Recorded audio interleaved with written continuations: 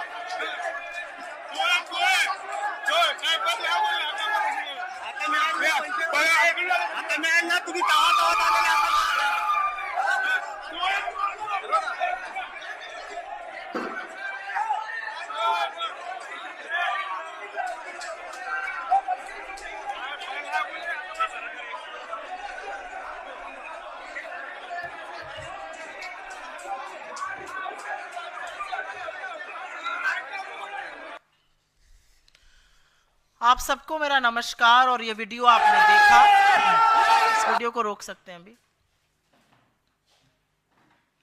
इस वीडियो में जो शख्स आपको बड़ी प्रमुखता से दिख रहे हैं सदरी पहने हुए, वो बीजेपी के राष्ट्रीय महासचिव विनोद तावड़े हैं।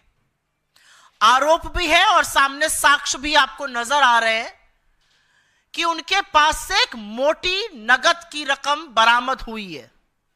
रिपोर्ट जो अभी तक मैंने देखी यहां पर आते हुए, मुंबई के विरार पूर्वी के इलाके में उनको लोगों ने धर दबोचा। वो खुलेआम पैसा बांटने के लिए आए थे। उनके पास से एक काले रंग का बैग बरामद हुआ है। ये सब मैं जो आप लोग टीवी चैनल पर चला रहे हैं उस रिपोर्ट के बेसिस पे बता रही हूं।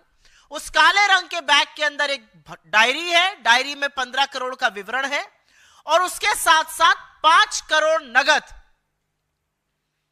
उनके पास से बरामद हुए हैं। यह पैसा चुनाव के महज कुछ घंटों पहले क्यों बांटा जा रहा है, क्यों लेकर आए हैं, यह एक सवाल है। लेकिन उससे बड़ा सवाल यह है कि कानून और नियम यह कहता है कि चुनाव प्रचार थम जाने के बाद 18 नवंबर शाम 5 बजे चुनाव प्रचार थम गया। चुनाव प्रचार थम जाने के बाद कोई भी किसी और चुनावी इलाके में नहीं रह सकता है। विनोद तावड़े बीजेपी के राष्ट्रीय महासचिव विरार पूर्वी के एक होटल में क्या कर रहे थे? उनको जनता ने, उनको राजनीतिक दलों ने धर दबोचा। वो पैसे भी आपको लहलाते हुए दिखाई दिए जा रहे हैं। यह पैसा किस लिए वो लेकर घूम रहे थे? यह पैसा कहां बांटा जा रहा था? और एक बड़ी बात यह है कि पूरे चुनाव में सत्ता और संसाधन का दुरुपयोग, सत्ता और संसाधनों का, पैसों का नंगा नाच करते हुए हमने महाराष्ट्र में बीजेपी और उनके घटक दलों को, महाजूटी सरकार के लोगों को लगातार देखा है। और अब प्रत्यक्ष किम प्रमाणम बीजेपी के राष्ट्रीय महासचिव विनोद तावड़े ये करते हुए पकड़े जा रहे हैं, रंगे हाथों पकड़े जा रहे हैं। तो सवाल यह है कि मुख्य चुनाव आयोग अब क्या करेगा? चुनाव आयोग हाथ पे हाथ धरे बैठा रहेगा? चुनाव आयोग मूक दर्शक बना रहेगा? चुनाव आयोग जिसने अपने पास से प्रेस विज्ञप्ति निकालकर कहा कि उन्होंने 1000 करोड़ रुपए झारखंड और महाराष्ट्र के चुनाव में बरामद किए, जो पिछले चुनाव के मुकाबले 7 गुना अधिक थे। अब सामने सामने आपके एक आदमी पैसा बांट रहा है, उसके बैग से पैसा बरामद हो रहा है, लोगों ने वो पैसा बरामद किया है। अब आप क्या कीजिएगा? क्योंकि चुनाव आयोग एक निष्पक्ष संस्था है और निष्पक्षता और कुछ घंटे पहले वोटिंग शुरू होने से यह डिमांड करती है कि महाराष्ट्र के लोगों के साथ उनके मताधिकार का यह अवमानना, यह अवहेलना बिल्कुल ना हो। यह कुछ नहीं है, यह महाराष्ट्र के स्वाभिमान के साथ खिलवाड़ हो रहा था। और ऐसे तमाम विनोद तावड़े घूम रहे हैं। और मजे की बात यह है, सारे चुनाव में आप हेलीकॉप्टर और बैग चेक करेंगे विपक्ष का और खोके लेकर खुद घूमेंगे। और एक थे ना, उन्होंने क्या कहा था चुनाव में लोकसभा के, बोरों में भर भर कर, टेम्पो में लाद लाद कर यह पैसा भेजा जा रहा है। कहां भेजा जा रहा है यह पैसा? मुझे नहीं पता वो सज्जन वापस देश आ गए कि नहीं आ गए, नरेंद्र मोदी जी इस देश के प्रधानमंत्री। वो पूछे विनोद तावड़े से कि बोरों में भर भर कर पैसा लाद लाद कर क्या कर रहे थे। और अगर वो नहीं पूछते हैं, क्योंकि उन्हीं का दल ये काम कर रहा है, ये प्रलोभन है, ये निष्पक्ष चुनाव पर एक बहुत बड़ा धब्बा है, ये नियम कानून के अधीन नहीं है, तो चुनाव आयोग हरकत में आए, चुनाव आयोग कुछ करे। और यही है असलियत, 50 करोड़ के खोखे एकदम ओके की असलियत। यही है महायुति का असली चाल चरित्र और चेहरा, यही है नरेंद्र मोदी, बीजेपी और उनके घटक दलों की असलियत। और इसी से संबंधित एक दूसरा मुद्दा जो महाराष्ट्र से ही संबंधित है, हम उस मुद्दे पर अब बात करेंगे। CAG, India controller and auditor general, Bharat का नियंत्रक एवं महालेखा परीक्षक, supreme auditor of this country. CAG का नाम तो आप सब लोग ने सुना ही होगा।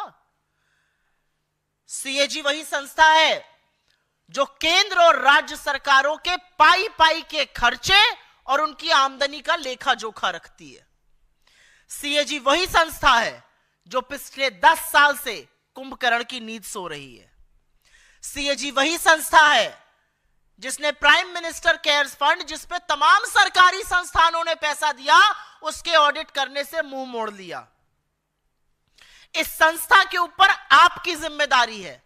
आपका पैसा कहां जाता है, आपके पैसे का क्या उपयोग होता है, आपके पैसे का संस्थाएं, आपके पैसे का सरकारें राज्य या केंद्र में क्या उपयोग करती हैं, यह काम सीएजी का है, यह जिम्मेदारी सीएजी की है। और इसीलिए सीएजी की यह जिम्मेदारी देखते हुए महाराष्ट्र में सीएजी ने क्या किया, यह बताना जरूरी है। और यह पूरा का पूरा मामला विनोद तावड़े के पास जो काला धन मिला है, जो बांटा जा रहा था बेधड़क होकर, उससे मिलता है। जिस सीएजी के ऊपर पाई पाई का हिसाब रखने की जिम्मेदारी है, उस सीएजी ने 13 करोड़, लगभग 13 करोड़ महाराष्ट्र की जनता से सच छुपाने का काम किया। उस सीएजी ने महाराष्ट्र की जनता से यह अधिकार छीन लिया कि उनको पता रहे कि उनके किस प्रोजेक्ट में कितना पैसा आ रहा है, कितना खर्चा हो रहा है, कैसे आगे का काम बन रहा है, कितना ऊपरी खर्चा हो रहा है, कौन पैसा बना रहा है, कितने घोटाले हो रहे हैं, क्या घपले हो रहे हैं, प्रोजेक्ट्स में हेरा फेरी हुई कि नहीं। यह अधिकार महाराष्ट्र की जनता को जानने का था और इस अधिकार को, इस हक को छीनने का, सच पर पर्दा डालने का काम सीएजी ने किया। वो संस्था जो 10 साल से कुंभकर्ण की नींद सो रही है, वो संस्था जो अब सरकार के कहने पर बैठती है और जब सरकार कहती है तो लौट जाती है। महाराष्ट्र को सच्चाई से वंचित रखने के लिए सीएजी ने क्या किया? आपको मेरे पीछे एक दस्तावेज नजर आ रहा है। यह दस्तावेज 9 अक्टूबर 2023 का है, लगभग 1 साल पहले का। 9 अक्टूबर 2023 को सीएजी के मुख्यालय ने, दिल्ली से सीएजी के मुख्यालय से आदेश हुआ और महाराष्ट्र में 3 तरह के ऑडिट जो सीएजी करती है वो रोक दिए गए। Performance audit, state specific compliance audit SSCA और थीमैटिक ऑडिट। ये नाम इसलिए जान लीजिए क्योंकि इसके बारे में अभी थोड़ा और विस्तृत हम बात करेंगे। Performance audit, state specific compliance audit और थीमैटिक ऑडिट पर सीएजी के 10 अक्टूबर 2023 के आदेश, 9 अक्टूबर 2023 के आदेश पर रोक लगा दी गई। इन प्रोजेक्ट्स का ऑडिट बंद कर दीजिए और यह भी कहा गया कि जो फील्ड ऑफिसर ये ऑडिट कर रहे थे उनको बाकी ऑडिट में लगा दीजिए। आपकी जानकारी के लिए 2 बातें यहां पर बता दूं। सीएजी 2 तरह का ऑडिट करता है। एक ऑडिट जो कि रोजमर्रा के खर्चे, रोजमर्रा की आमदनी, उसके बेसिस पर सरकार के फंड आते हैं, उसके बेसिस पर सर्टिफिकेशन आता है, वर्ल्ड बैंक के सर्टिफिकेशन आते हैं, डिजास्टर मैनेजमेंट का पैसा आता है। एक वो ऑडिट होता है, वो फाइनेंशियल ऑडिट होता है, वो कंप्लायंस ऑडिट होता है, और वो हेडक्वार्टर रिलेटेड वर्क होता है। 3 तरह के ऑडिट होते हैं। ये रोजमर्रा के खर्चे, फाइनेंशियल ऑडिट, कंप्लायंस ऑडिट और हेडक्वार्टर रिलेटेड वर्क ऑडिट, ये रोजमर्रा के खर्चे देखते हैं। क्या खर्चा हुआ, क्या आमदनी हुई, सरकार का सर्टिफिकेशन क्या होना चाहिए उस खर्चे के आधार पर, वर्ल्ड बैंक की रैंकिंग, आरबीआई फंड कैसे रिलीज करे राज्य सरकारों को। एक ऑडिट ये होता है, और ये ऑडिट सामान्य ऑडिट है, और ये ऑडिट कभी रोका नहीं जा सकता है, क्योंकि अगर ये रुक जाएगा तो मुख्यमंत्री या मुख्य सचिव आगे जाकर ये कह सकते हैं कि इसके कारण हमारे फंड रुक गए, इसके कारण हमारा डिजास्टर का पैसा नहीं आया, इसके कारण हमारे पास आज पैसा नहीं है तनख्वाह देने को भी। एक ये ऑडिट होता है, ये सामान्य ऑडिट है, इसमें कोई असहज सच सामने नहीं आता है, क्योंकि इसमें कुछ असहज होता भी नहीं है। लेकिन दूसरा ऑडिट जिसका मैंने अभी जिक्र किया, performance audit, state specific compliance audit और थीमेटिक ऑडिट, ये चूज किया जाता है हम किस प्रोजेक्ट का ऑडिट करेंगे, हम किस बेसिस पर इसका ऑडिट करेंगे, इनको ऑडिट करके हमें क्या पता चलेगा। और यह बड़ा ऑडिट होता है। इस ऑडिट में अनियमितताएं, इस ऑडिट में घपले, इस ऑडिट में घोटाले, इस ऑडिट में बड़े परेशान, दिक्कत करने वाले असहज सच, वो सब सामने आते हैं। असल में इस ऑडिट में सरकार की पोल खुलती है और सरकार शर्मिंदा भी होती है।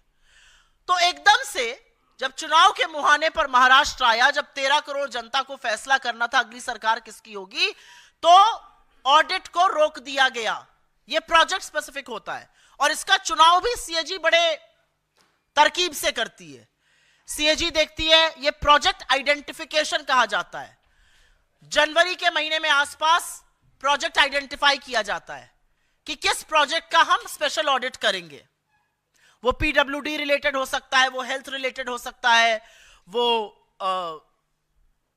किसी भी डिपार्टमेंट रिलेटेड हो सकता है, लेकिन ये स्पेशल ऑडिट होता है। जनवरी के महीने में ये डिसाइड होता है कि किन प्रोजेक्ट्स का आइडेंटिफिकेशन होगा। उनका डिसीजन करने के बाद उस पर ऑडिट शुरू होता है। ये ऑडिट अखबार की सुर्खियों पर भी निर्धारित होता है। अखबार में कोई रिपोर्ट छपी जिसमें कुछ अनियमितताएं हैं किसी डिपार्टमेंट में, किसी प्रोजेक्ट में, किसी पुल, सेतु, किसी चीज को लेकर, उसके बेसिस पर होता है। कहीं पे फ्रॉड की कोई खबर आई, कहीं पे कोई कंप्लेन आई, उसके बेसिस पर भी सीएजी कर सकता है। लेकिन ये प्रोजेक्ट आइडेंटिफिकेशन जनवरी के महीने तक हो जाता है। और आप सब लोग जानते हैं कि सीएजी का जो ऑडिट है, सीएजी की जो रिपोर्ट है, वो एक टाइम बाउंड तरीके, एक समय अवधि में होकर तैयार होनी होती है। और सीएजी अपनी ज्यादातर रिपोर्ट 2 टाइमलाइन को ध्यान में रख के तैयार करता है। पहली, कि वित्तीय वर्ष खत्म होने से पहले रिपोर्ट बन जाए, जिससे सदन के पटल में, दिल्ली में और विधानसभाओं में उसको रखा जा सके। तो वित्तीय वर्ष के अंत मतलब मार्च के पहले पहले। और दूसरी एक टाइमलाइन जिसका ध्यान सीएजी अमूमन रखता है, वो है बजट डिस्कशन को लेकर, बजट डिस्कशन के पहले बन जाए। तो जनवरी के आसपास प्रोजेक्ट्स आइडेंटिफाई होते हैं, 8-9 महीने, 10 महीने उस पर काम चलता है। नवंबर दिसंबर आते आते रिपोर्ट, फील्ड वर्क, उस पर सब खत्म होने लगता है। और दिसंबर के आसपास, नवंबर दिसंबर के आसपास रिपोर्ट फाइनल होकर सीएजी चीफ के पास उनके सिग्नेचर के लिए चली जाती है, क्योंकि बिना उसके वो प्रकाशित नहीं हो सकती है, बिना उसके वो सदन में रखी नहीं जा सकती है। तो जो जनवरी 2023 में प्रोजेक्ट आइडेंटिफाई हुए महाराष्ट्र में, जिनका 10 महीने ऑडिट हुआ, ऐसा क्या हुआ कि उनको अक्टूबर 2023 में लगाकर यह बोल देना पड़ा कि यह काम स्थगित करिए और इन फील्ड ऑफिसर्स को जो साधारण ऑडिट है उसमें लगा दीजिए। ऐसे कौन से प्रोजेक्ट्स थे? हमारी जानकारी के अनुसार उसमें समृद्धि प्रोजेक्ट है, उसमें पीडब्ल्यूडी से काफी रिलेटेड प्रोजेक्ट्स है, लेकिन हमें यह नहीं पता कि किन किन प्रोजेक्ट्स को यह ऑडिट स्टॉप किया गया। लेकिन सवाल तो यह है कि इतने लेट, 10 महीने बाद, जब रिपोर्ट बिल्कुल तैयार थी, आपने किस प्रोजेक्ट का ऑडिट और किसके कहने पर बंद किया? तो इसमें कुछ सवाल हैं, और सवाल यह है कि महाराष्ट्र में सीएजी का ऑडिट क्यों रुका? महाराष्ट्र में सीएजी का ऑडिट रोकने के पीछे क्या कारण था? महाराष्ट्र में सीएजी का ऑडिट किसके कहने पर रुका? महाराष्ट्र के सीएजी ऑडिट रुकने से वो कौन से असहज सच थे, वो कौन सी अनियमितताएं थी, वो कौन से घोटाले थे, वो कौन से घपले थे जिन पर पर्दा डाला गया? 50 खोखे एकदम ओके वाली सरकार की वो कौन सी काली करतूतें हैं, और उनको बचाने की कुत्सित प्रयास क्यों और किसने किया? क्या महाराष्ट्र को यह जानने का हक नहीं है कि किसी प्रोजेक्ट की लागत क्या है, उसका कॉस्ट ओवररन कितना है? 100 करोड़ लागत है, वो 150 करोड़ पे क्यों बन रहा है? उसमें किसने पैसा खाया, पैसा कहां गया, किसने घोटाला किया, किसने घपला किया? क्या महाराष्ट्र की जनता को चुनाव के पहले यह सच जानने का हक नहीं है? सवाल इस बात का है। महाराष्ट्र की जनता को उनके वाजिब हक से वंचित क्यों रखा गया? और यह कौन नहीं जानता है कि महायुति की सरकार ने किस किस तरह के घोटाले, किस तरह के घपले, किस तरह का भ्रष्टाचार सत्ता काबिज करने के लिए, सत्ता में बने रहने के लिए, सत्ता हासिल करने के लिए किया? यह क्यों ना मैं इस मंच से कहूं कि यह चोरी की सरकार जो विधायकों की नीलामी, उनकी खरीद फरोख्त से बनी थी, उसमें यही सबसे पैसा लूट खसोट करके लगाया गया था। ये जो विनोद तावड़े पैसा बांटते घूम रहे हैं, वोट पड़ने के कुछ घंटे पहले बीजेपी के राष्ट्रीय महासचिव, वो इन्हीं घोटालों से पैसा निकला है, और इन घोटालों पर पर्दा डालने का काम किया गया है। सीएजी को किसने बाध्य किया कि सीएजी ये घोटाले ना दिखाए? सीएजी को किसने बाध्य किया कि रिपोर्ट जब अपने बिल्कुल फाइनल फ्रूशन तक आ गई थी, इसको बंद कर दिया जाए? और जैसा कि मैंने शुरू में कहा, चुनाव आयोग एक निष्पक्ष संस्था है। 1000 करोड़ रुपए का पैसा इस बार बरामद किया गया है महाराष्ट्र और झारखंड से, जो 2019 के मुकाबले 7 गुना है। तो यह क्यों ना पूछा जाए कि इन प्रोजेक्ट्स का हवाला देकर काली करतूतों को छुपाने का काम किसने किया, क्यों किया, क्या घोटाले छुपाए गए? I will very briefly make a statement in English. You have already seen a video of Vinod Tavade. He is the National General Secretary of the BJP. He was found in Virar east of Mumbai. He is not a voter of there. He has no business to be there. According to the rules and regulations, no outsider can be in a constituency which is going to voting. What was he doing in a hotel in Virar East with 5 crore rupees in cash and a diary that has entries of almost 15 crore rupees? Who was he distributing this cash to? Why was this cash being distributed?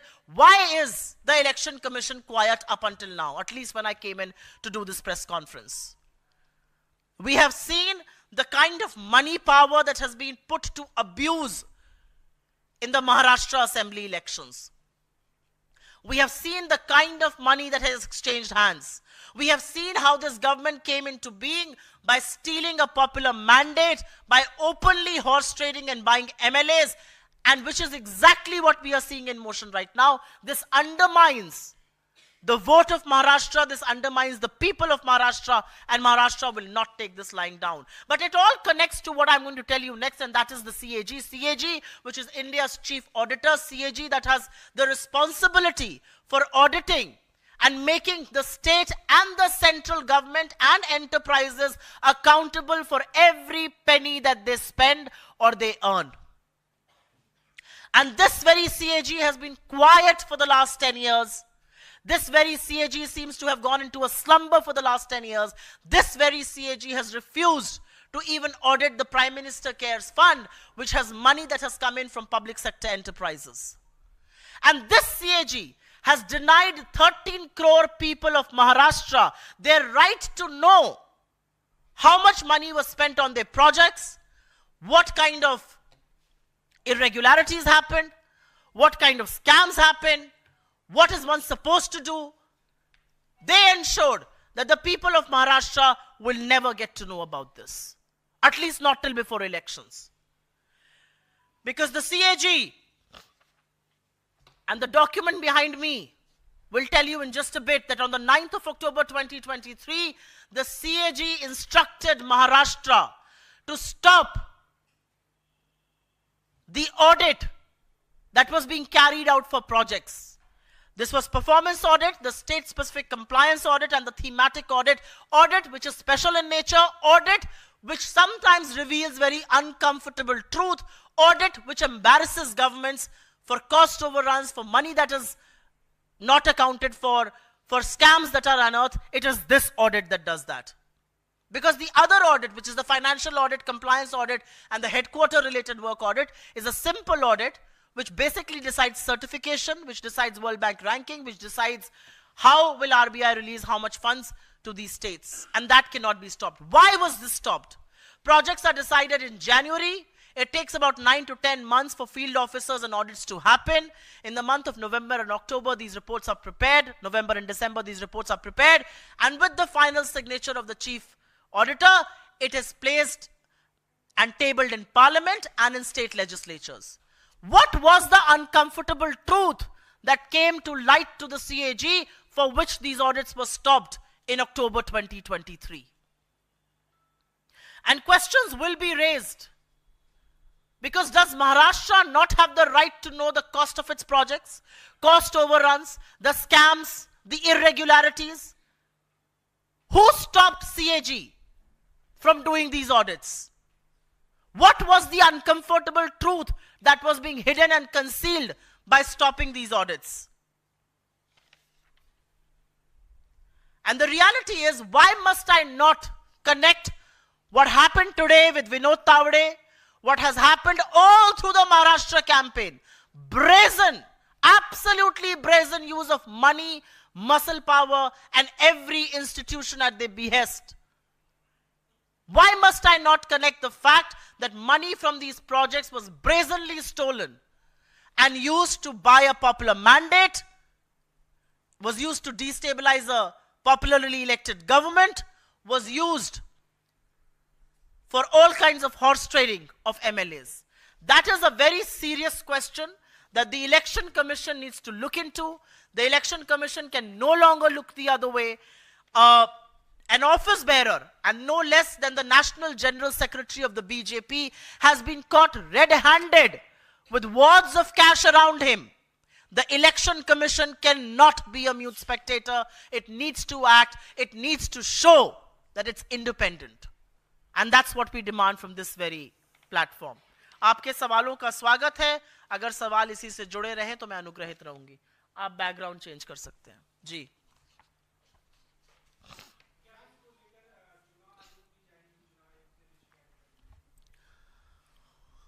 हमारे महाराष्ट्र के नेता जरूर इसका जो legal कदम है वो उठाएंगे, लेकिन लोकतंत्र में सरकारें मर्यादा से और लोकलाज से चलती हैं. और जब आपके राष्ट्रीय पदाधिकारी, राष्ट्रीय महासचिव पैसों के बोरे में बैठे हुए पाए गए तो आप चुप नहीं रह सकते हैं. बीजेपी चुप नहीं रह सकती है, चुनाव आयोग चुप नहीं रह सकता है. निष्पक्ष चुनाव आयोग आंख मूंदकर अब नहीं बैठ सकता है. उसको जरूर अपनी आंखें खोलकर इसका ब्यौरा देना पड़ेगा.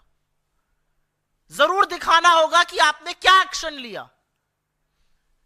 ये चुनाव के बीचों बीच लोगों के हेलीकॉप्टर चेक हो रहे हैं, चुनाव के बीचों बीच विपक्ष का बैग चेक हो रहा है. अरे चुनाव के कुछ घंटे पहले सत्तारूढ़ दल का एक आदमी पैसों से भरा हुआ बैग लेकर बैठा हुआ है, पैसे बांट रहा है, उसकी डायरी में ब्यौरा है 15 करोड़ का. ये पैसे क्यों बांटे जा रहे हैं? किसको बांटे जा रहे हैं? कहां से आया है ये पैसा? किस किस को दिया गया? इस पैसे का स्रोत क्या है? क्या इस पैसे का सोर्स वही सेफ है जो कल राहुल जी ने दिखाया था? ये सवाल अपने आप में है.